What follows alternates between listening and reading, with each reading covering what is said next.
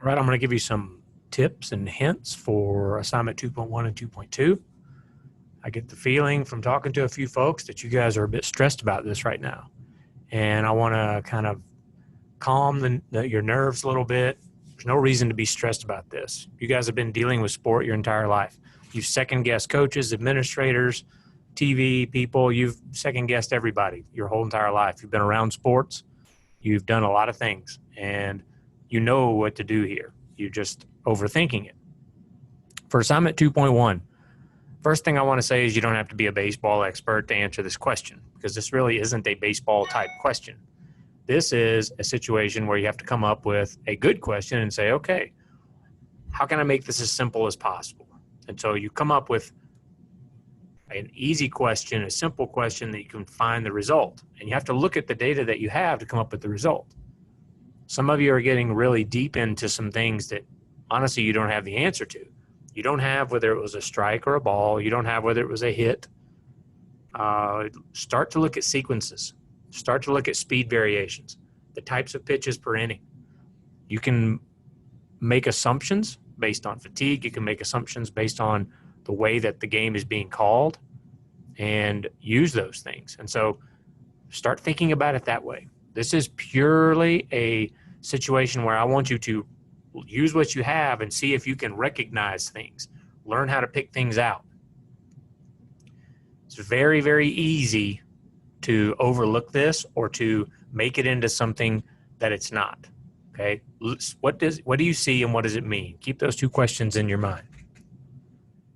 Now for assignment 2.2, right? Don't make this very complicated either. I've had people in the past do these crazy research projects. They tried to make it super scientific, and the problem with that is if you're not 100% sure, you're not going to do well. None of you are sports scientists, so don't try to be a sports scientist. You're trying to come up with questions, and you're trying to come up with things. Developing the research project is one thing, but getting too specifically detailed on things, like I had somebody do a thing on IGF-1 last year. And when I called them and I asked them what that was, they had no idea. But what they had done is they had gone and found something somewhere, and they thought that would be a cool thing to do. While none of you are sports scientists, I strongly encourage you all to hire one. If you become an athletic director, a general manager, your head coach, one of the first people that you should get is a good sports scientist, because they will save your life. That's talk for another time, but strongly encourage you to do so. You, while you're not the sports scientist, you are asking the question, and you're going to be investigative. And what that requires is a lot of critical thinking. You've got to come up with you have to recognize there is a problem. You have to come up with a possible solution, and then you bring people in to carry it out. I may say that we have an issue with sleep or social media, and this is what I want to investigate, how social media late at night affects performance. Well, if we do that, I'm going to bring people in who are experts in those areas to carry those things out. So you've got to be you've got to be confident in what you're trying to do and secure in your own abilities. But at the same time, right now, I'm wanting you to be a critical thinker, to look at problems a different way and look at potential solutions for those problems. So I'm going to give you a couple of examples. One example is a golf example. So the question can be as simple as, how can I improve my score? So if I'm like, man, I just cannot break 100, how do I do it? Well, first thing you do is you analyze your game. If you look at college golf, you can go to GolfStat and you can get greens in regulation, fairways in regulation, putts, all that. You can get every bit of it on there and look at the stats for specific courses. And if I was a college golfer, I would constantly analyze my game, because maybe my drives, I'm missing every fairway. Maybe I'm missing every fairway, but I'm hitting every green in regulation, so it doesn't really matter. So should I go out and work on my drive? Maybe not as much, because it's not affecting my score. But maybe when I get on the green, I'm 2 and 3 putting everything. So maybe that's a problem. Maybe my approach shot. Maybe it's my chip shots. Anything within 100 yards of the green. So when you analyze the game, you figure out what's going on, and then you determine where you can make your improvements. It's much easier to have someone else analyze and make that determination, because you have a biased view. If you're constantly missing the fairway, you are always going to think you need to work on your drive, when in reality, you may not. It may be your short game. And if you can correct your short game, your drive doesn't matter. So it's hard to see that because everyone sees you hit off the tee and everyone sees you hitting from the woods. But the truth of the matter is maybe you're really good hitting out of the woods. Who knows? Then once you determine what improvements need to be made, you implement that plan. Now remember, if you try like 5 different things, how do you know which one worked? And the answer is you don't. And so you implement one thing, you reanalyze, you see what's going on. Once you reanalyze and see if there was an improvement, then you can say, okay, let's continue down this road. And then once you get where you want to be, say, okay, maybe I can approach my second deficit now and see if I can improve. But beware that when you do that, you cannot neglect the first improvement that you made. So here's an external example, and this is a real life thing. Where do ETSU fans get their information? Well, step 1 is to survey fans and ask them. That's the easy thing.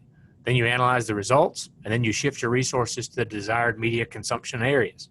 The problem with this question, there's not a problem in the question, to be honest with you. The problem is in the data collection. And I will put this up there and say this was a huge, huge flaw because we did this when we started football back. And we asked a question, where are you getting your information about ETSU football or ETSU athletics? And we went to tailgate lots. And people were in the tailgate lots, and we surveyed them. And we went to areas where we knew there were going to be people there. So we went to our high donor areas. We went to season ticket areas. And one of the things that we found in the survey was that no one was listening to the radio to get information. Well, when you think about it, who at the game is going to be going to the radio to get information? Now, if I were to go back and say, change the question to say, when ETSU is on the road, where do you go to get your information?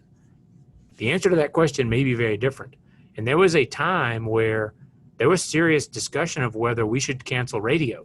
And the reason that we didn't cancel radio is because the sponsorship revenue is ridiculously high on the radio. And it's like that because people do listen. The question that we asked was a poor question because of the sample that we chose. And that's a good example for you to be very cognizant of the sample because we basically set it up to fail, that specific question. And I was involved in this. So, that stuff happens. So be very careful. When you talk about your sample, really think about, okay, well, if this is the sample, who am I asking? And if I was in that shoe, because honestly, if I go to every home football game, am I listening to the radio? No, I'm not. I'm watching ESPN and whatever else, game day and whatever else, waiting to go into the game. If I'm going to catch something that's on there, I'm going to go to Twitter. But when we're on the road, I absolutely go to the radio. I prefer to listen to the radio than I do to listen to the commentary on TV. But anyway, so this is just another example. Again, all of you have second-guess coaches. Now is your chance to show them that you were right. So you have come up with a million new things. Maybe it's in football, maybe it's if everybody wears a face shield, there'll be no eye injuries. I don't know. Whatever it may be. So maybe if everybody wears the primary color shoe of their team, like on the Color Rush, if they wear those color shoes, they'll be faster. Who knows? But those are easy things for you to set up. Those are easy things to put together. Tennis, golf, those are easy targets. To be a pitcher, easy stuff. If you want to monitor arm strength in your quarterback, or you want to monitor fatigue. For example, if you wanted to monitor fatigue in your football team during preseason, here's another good example. And we did this for 2 years. We would measure velocity of the quarterbacks. Now, granted, the quarterbacks don't do near as much as the rest of the team. But if our quarterbacks' legs were tired, their velocity would decrease, but they also would miss their target up into their arm side. Meaning if they're right-handed, they throw the ball high and right. And so as we would continue through preseason and we would watch, we would monitor velocity on a certain amount of throws, and then we would watch where that person was hit. So if they were hit in the upper right shoulder, so if the individual was their upper left shoulder, then we would mark that. And once we had 3 poor passes and our velocity was decreasing, then we would let the coach know, hey, they are getting tired. Now, was the quarterback the best person to monitor this with? No. But it was something that we were trying. It was something we could try to do. Our receivers are gassed. They're exhausted because they're constantly running all the time. So there's a lot of things in sport that you guys have tried, that you guys have thought about. Maybe it's something with travel. Maybe it's sleeping on the buses. Maybe it's day of the game travel versus the night before travel. Who knows? You all are way smarter than me, so you're going to figure this out. But if you have trouble or you're wanting to run one by me, call me. Okay? Call me and we'll talk through it. Hope you guys are doing well. Talk to you soon.